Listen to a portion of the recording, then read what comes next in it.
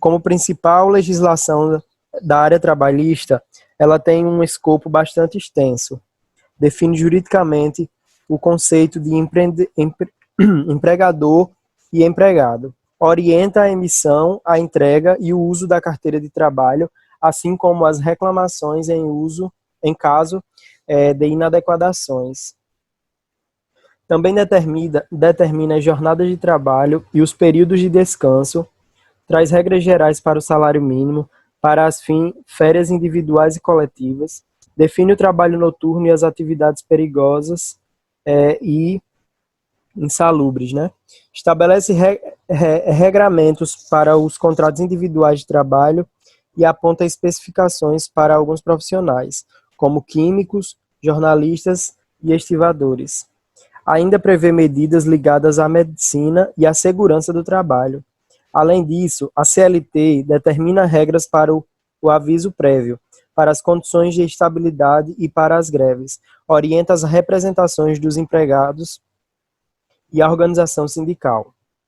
Fala sobre as convenções coletivas e os dissídios, define como deve ser a fiscalização das empresas, as atuações e as multas administrativas, explicita o funcionamento dos órgãos da Justiça do Trabalho, do Ministério Público do Trabalho e define as eventuais penalidades. Para as mulheres e para os brasileiros com menores de 18 anos, a CLT tem determinações específicas. Ela inclui, entre os artigos 402 e 441, todas as regras para a contratação de adolescentes, incluindo as orientações para a admissão de aprendizes. Aos menores de 14 anos, reforçando a Constituição Federal, ela proíbe qualquer forma de trabalho.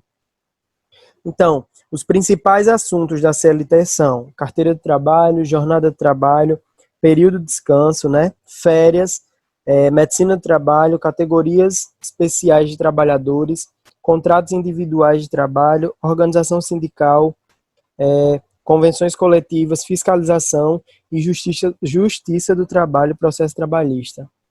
Vamos iniciar falando da carteira de trabalho, né? A carteira de trabalho e previdência social é o documento obrigatório para toda pessoa que venha a prestar algum tipo de serviço, né? Seja na indústria, no comércio, na agricultura, na pecuária ou mesmo de natureza doméstica.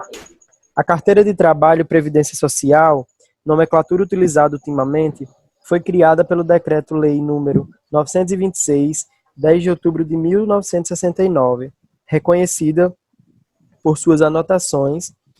A carteira de trabalho é hoje um dos únicos documentos a reproduzir com tempestividade, né, a vida funcional do trabalhador.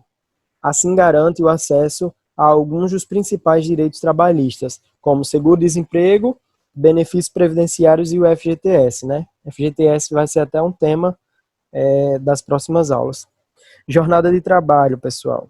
Como o próprio nome já diz, dá para ter uma noção de que é algo relacionado ao período do que o funcionário passa no seu local de trabalho. Pois bem, a jornada de trabalho está diretamente relacionada à rotina dos horários do trabalhador na empresa. Basicamente, é o tempo em que o colaborador atua, sob regime da CLT, e fica à disposição da empresa. O período normal é de 8 horas por dia e de 44 horas semanais, que é definido de acordo com a legislação trabalhista brasileira. E esse tempo não considera o tempo de refeição, e nem o tempo que se gasta até o local do trabalho. No caso, é eliminado, né, o tempo de refeição e o tempo de trajeto. Apesar da mais convencional ser de 8 horas de trabalho, de segundas a sexta-feira... Oi? Nesse caso aí, nesse negócio que você falou, tempo de refeição, essas coisas do... Tem as horas intinas, né? Que chama horas intinas. Isso. Existem as horas intinas. Eu também tenho uma pergunta.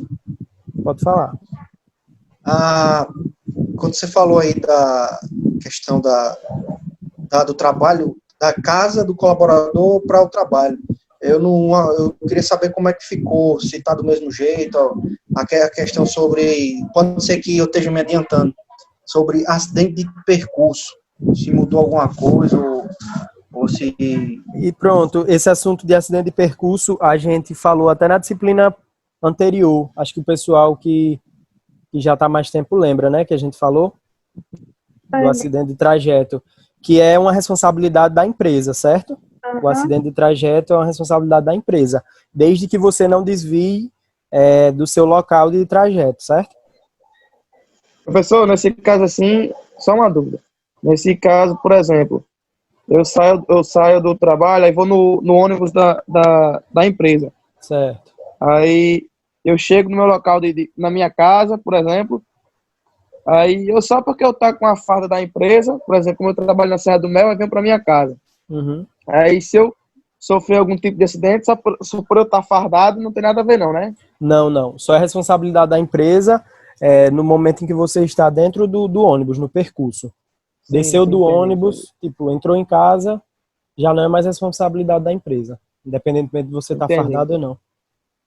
entendi. Mais alguma pergunta? Não, eu no momento não tenho não. Sim, continuando. Eu parei. Tá pesado demais. No tempo de refeição. Estava no jornada de trabalho, né? Uhum. Mas esse tempo não considero o tempo de refeição. Peraí, travou aqui o. Sim. Apesar da mais convencional, né, ser de 8 horas de trabalho, que é de segunda a sexta-feira, há casos de jornadas diferenciadas. Período de descanso. Alguém saberia me falar do período de descanso? Como funciona? Alguém que trabalhe? São os finais de semana? Também.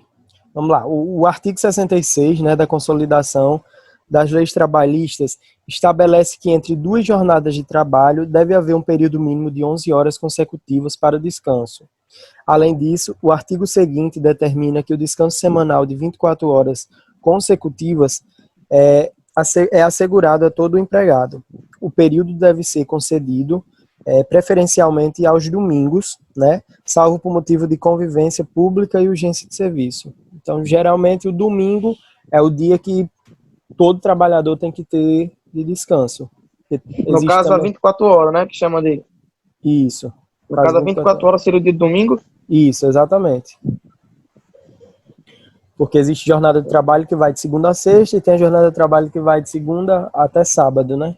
Livrando apenas o... Como como eu trabalho ali, é de segunda a sexta, entendeu? No Sei. caso, sábado e domingo fica a critério do trabalhador. Isso, Fica a critério seria... do trabalhador trabalhar no final de semana, que seria hora extra, né? Porque aí já não tá no seu contrato, né? Seria um extra que você estaria fazendo. Mas às vezes, professor, João Paulo, boa noite a todos. Só uma ressalva aí, às vezes existem contratos firmados em que o trabalhador, ele trabalha, por exemplo, meia hora a mais do expediente para pagar o sábado. Para pagar o sábado, exatamente. Então tem essas nesse caso aí. É nesse meu caso. No caso, você já trabalha para pagar o fim de semana, entendeu?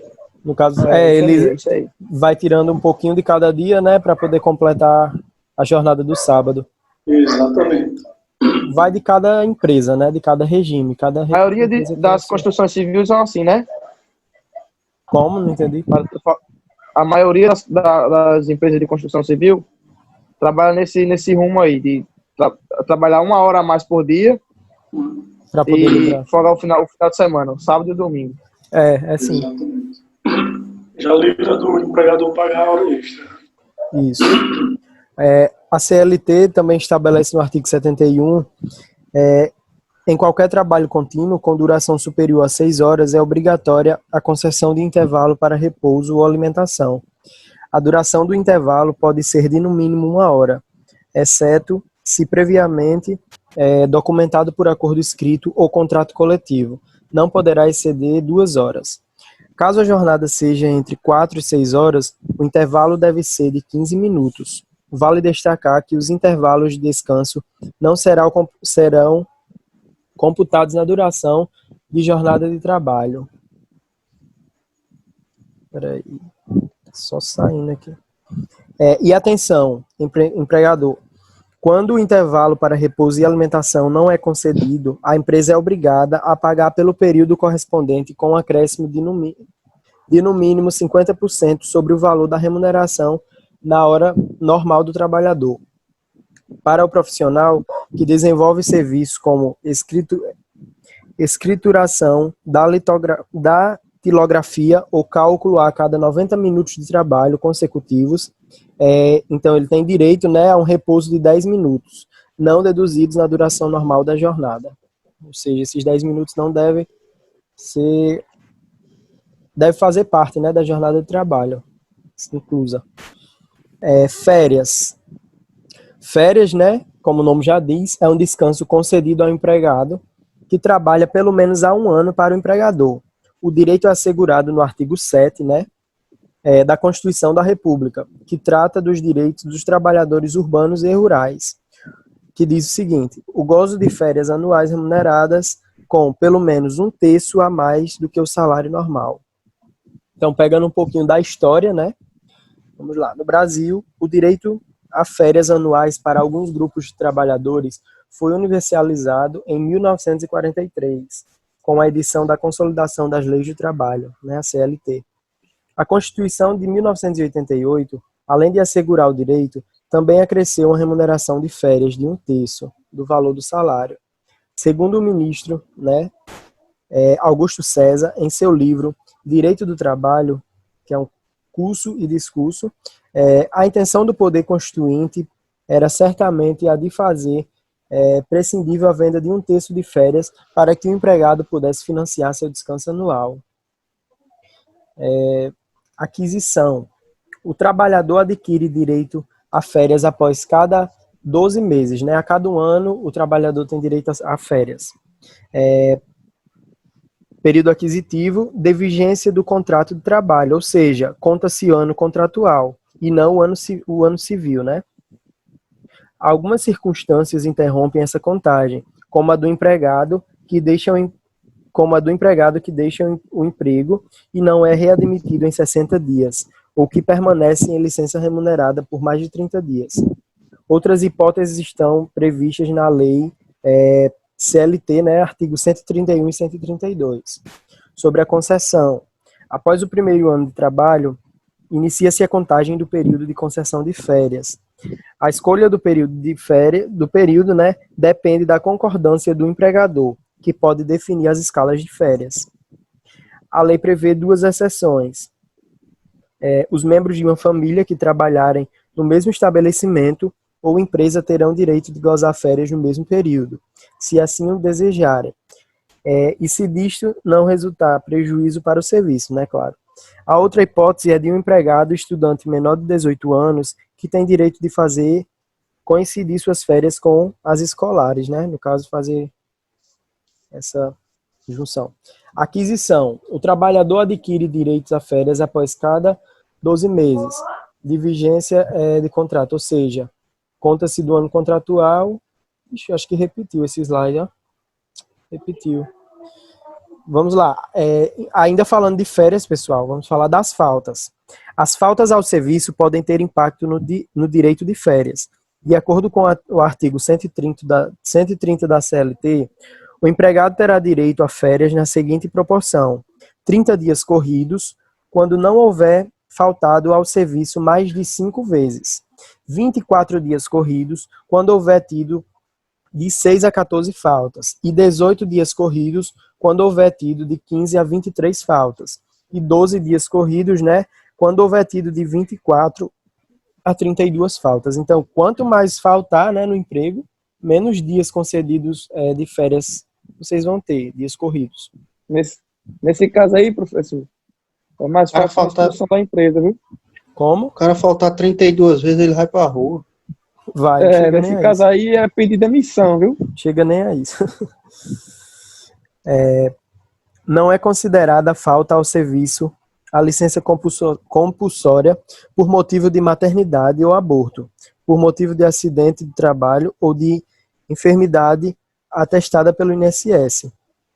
No caso, são motivos que não é considerado falta, né? Motivo de justa causa. A ausência justificada pela É o empresa. Oi? Até o aborto. Meu Deus do céu. A ausência justificada pela empresa durante suspensão preventiva para responder a inquérito administrativo ou de prisão preventiva, né, quando o réu não for submetido ao júri ou absolvido. Trabalho durante as férias. Durante as férias, o empregado não poderá prestar serviços a outro empregador, salvo se estiver obrigado a fazê-lo, em virtude de contrato de trabalho regular, no caso de 2 empregos, né? Férias coletivas. Os empregados de uma empresa podem ter férias coletivas em período determinado pelo empregador. Neste caso, as férias podem ser divididas em 2 períodos anuais, desde que nenhum seja inferior a 10 dias corridos, né? As datas devem ser comunicadas pelo empregador aos sindicatos da categoria profissional e afixada nos locais de trabalho. Os empregados contratados há menos de 12 meses podem ter férias coletivas proporcionais e depois disso deverá ser iniciada, né, a nova contagem de período aquisitivo, no caso a nova contagem para as férias. Sobre a remuneração, a Constituição da República assegura o gozo de férias anuais remunerada com, pelo menos, 1/3 a mais do que o salário normal. Mas como ocorre o cálculo dessa remuneração? De acordo com o artigo 142 da CLT, depende de qual é a base utilizada para o cálculo do salário. Quando este for pago por hora com jornadas variáveis, deve-se apurar a média do período aquisitivo. Quando for pago por tarefa, a base será a média da produção do período aquisitivo. Quando o salário for pago por porcentagem, comissão ou viagem, o cálculo leva em conta a média recebida aos 12 meses anteriores à concessão das férias.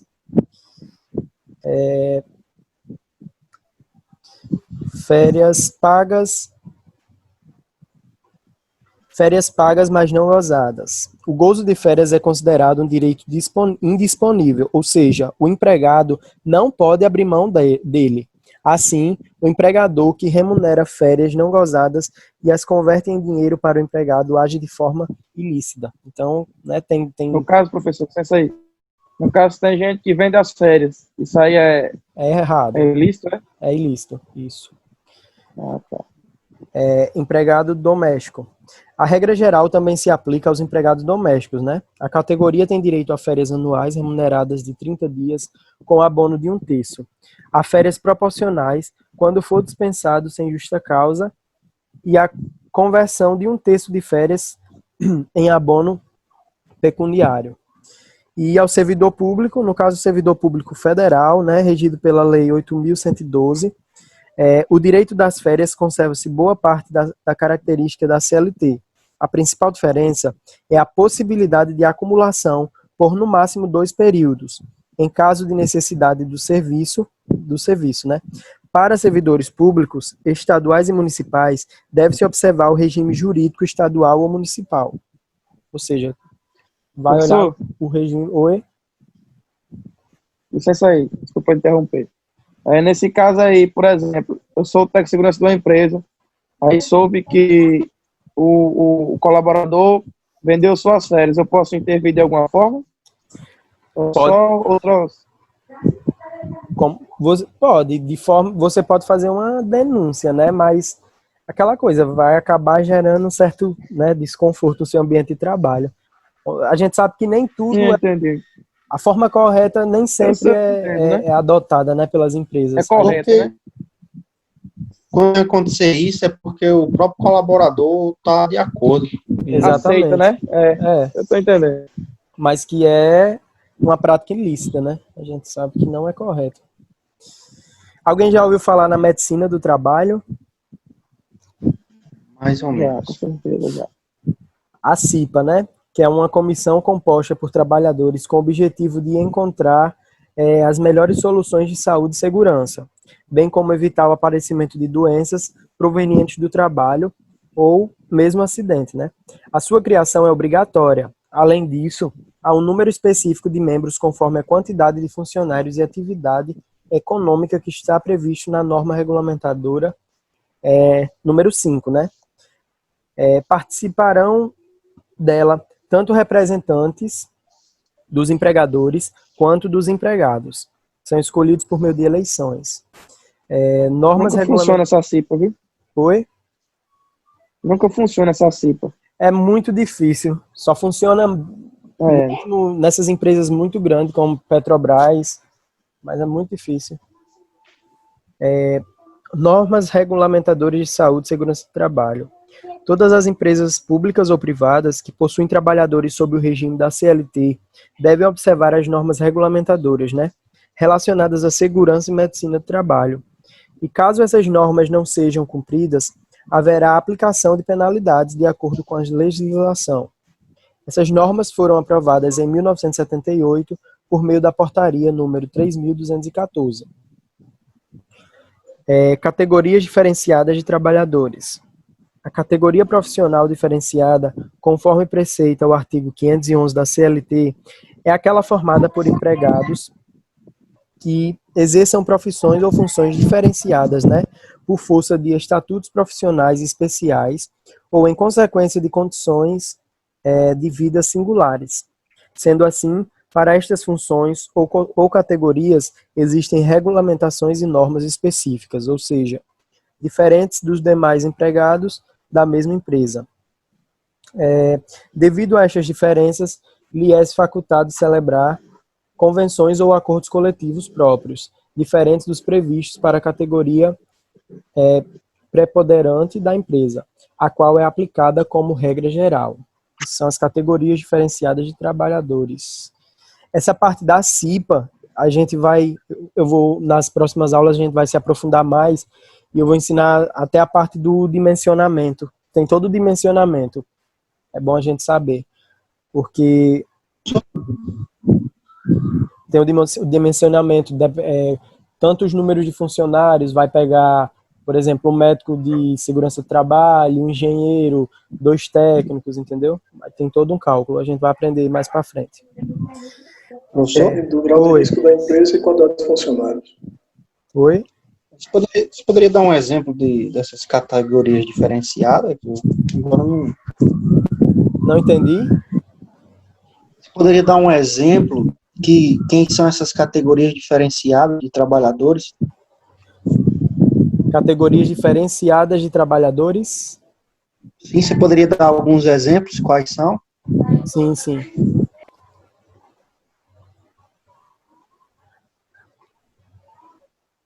Só um minuto que eu estou abrindo aqui.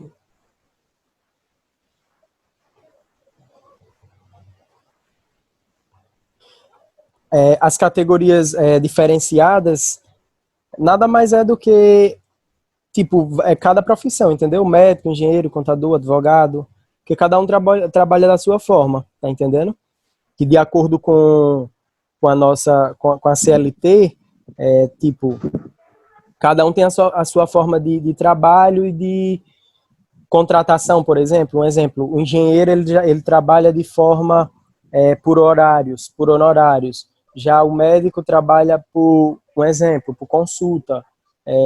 Advogado por horários, e assim vai, tá entendendo? Essas seriam as formas diferenciadas. Entendi. De cada Obrigado, professor. trabalhador. Vai tá só travando aqui, deixa eu só ver aqui onde foi que eu parei. Tá só saindo aqui a internet. Trabalho individual, não? Foi. Só tô procurando aqui que fechou o slide. Categoria diferenciada, contrato de trabalho individual. Os contratos de trabalho são recorrentes nesse universo, já que são responsáveis por determinar os vínculos entre os contratados e contratantes. Conhecer esses contratos é de extrema importância para seu posicionamento e sua atuação no mercado de trabalho.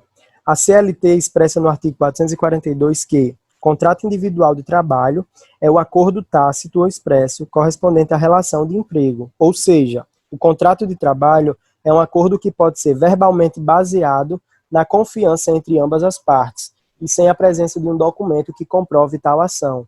Ou pode ser escrito, né, emitindo-se um documento que trará todas as informações acordadas. Então, gente, esse contrato de trabalho individual nada mais é do que aquele contrato de boca, né?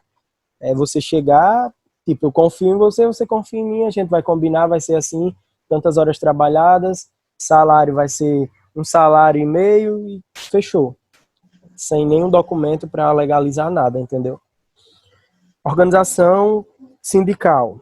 Sindicato é uma instituição criada para fins de estudo, defesa e coordenação dos seus interesses econômicos ou profissionais, de todos os que, empregados, exerçam a mesma atividade. Visam tratar de problemas coletivos e individuais com o objetivo de alcançar-lhes melhores condições de trabalho e vida. A história de conceito de associações sindicais remetem-se pelo apelo da união, da unidade e da agregação. Da mesma forma que os trabalhadores, os patrões também se organizam através de sindicatos, né? No caso, sindicato trabalhador, sindicato os patrões também se organizam de acordo com os sindicatos. Eles se organizam de modo a alcançar a multiplicação de seu poder no âmbito do conjunto da sociedade e do Estado. A organização sindical é o sindicato, né, dos trabalhadores. Convenções coletivas. Trata-se de um direito dos empregados assegurado por lei. Seu objetivo é regular as relações entre funcionários e seus empregadores. Dessa forma, cria-se um mecanismo em que sindicatos ou pequenos grupos de trabalhadores passam a ter voz no processo de negociação com as empresas contratantes. Assim, essa convenção coletiva pode ser entendida como um acordo firmado entre 2 ou mais sindicatos, sendo eles representativos de classe e patronais com o objetivo de determinar as condições de trabalho nas empresas, garantir o cumprimento de direitos legais e promover as ações de reconhecimento pelos serviços prestados. Como funciona a convenção? Apesar de ser um processo de negociação que pode vir a ser complicado, a convenção coletiva de trabalho tem um funcionamento simples. Geralmente, acontece anualmente, né, para determinar como se dará as relações de trabalho no período